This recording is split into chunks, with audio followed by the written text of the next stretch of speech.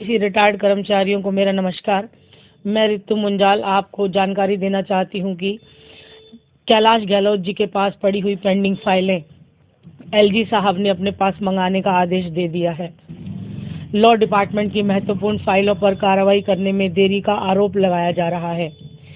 यह खबर दिल्ली सरकार की तरफ से है कि कानून मंत्री गहलोत जी द्वारा लॉ डिपार्टमेंट से जुड़ी महत्वपूर्ण फाइलों पर कार्रवाई करने में की जा रही देरी को देखते हुए एलजी वी के सक्सेना जी ने ऐसी सभी फाइलें 3 दिन के अंदर वापस मांगने का आदेश दिया है। कानून विभाग के प्रधान सचिव की तरफ से भेजी गई एक रिपोर्ट पर संज्ञान लेते हुए एलजी साहब के कार्य संचालन के नियम 19(5) को लागू करते हुए यह निर्देश जारी किया गया है। एलजी ऑफिस से मिली जानकारी के अनुसार कानून विभाग के प्रधान सचिव ने आशंका जताई थी कि इन फाइलों पर कार्रवाई करने में हो रही देरी के चलते किसी भी दिन दिल्ली सरकार और एलजी हाई कोर्ट के बीच विवाद की स्थिति पैदा हो सकती है।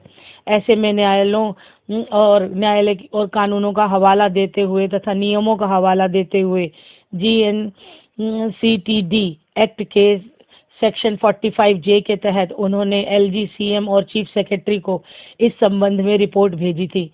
इसके चलते न्याय प्रक्रिया में हो रही देरी, बुनियादी न्यायिक ढांचे पर पड़ रहे असर, अदालतों में प्रभावित हो रहे कामकाज और उसकी वजह से हो रहे लोगों के उत्पीड़न को ध्यान में रखते हुए एलजी ने अपने अधिकारों का इस्तेमाल करते हुए गुरुवार को यानी कि बीते कल सुप्रीम कोर्ट और हाई कोर्ट के आदेशों के आधार पर नियम 5 क्लॉज 5 को लागू करते हुए 3 दिन के अंदर ऐसी सभी पेंडिंग फाइलें वापस मंगाने का निर्देश दिया है।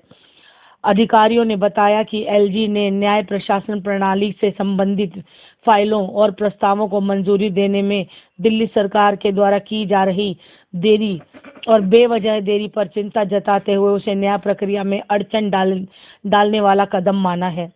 पेंडिंग फाइलों में अदालतों के कामकाज में तेजी लाने के लिए इंफ्रास्ट्रक्चर में सुधार से संबंधित फाइलों के अलावा computer, print, thin clean machine जैसे हार्डवेयर खरीदे जा चुके हैं और उससे जुड़े हुए प्रस्ताव के समेत कई महत्वपूर्ण फाइलें इसमें शामिल हैं।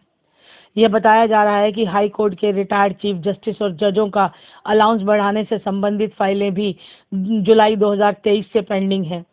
रोहिणी सेक्टर 26 में जिला न्यायालय परिसर के निर्माण में संबंधित फाइल भी 17 अगस्त 2023 से पेंडिंग है।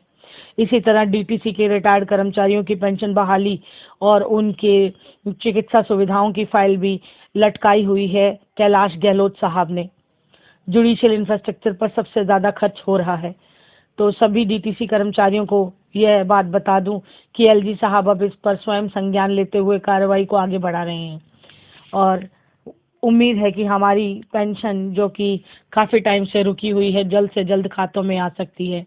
साथ ही साथ मेडिकल सुविधाएं भी जो कि कैशलेस होने जा रही हैं, वो उनका भी लाभ आपको बहुत जल्द मिल सकता है।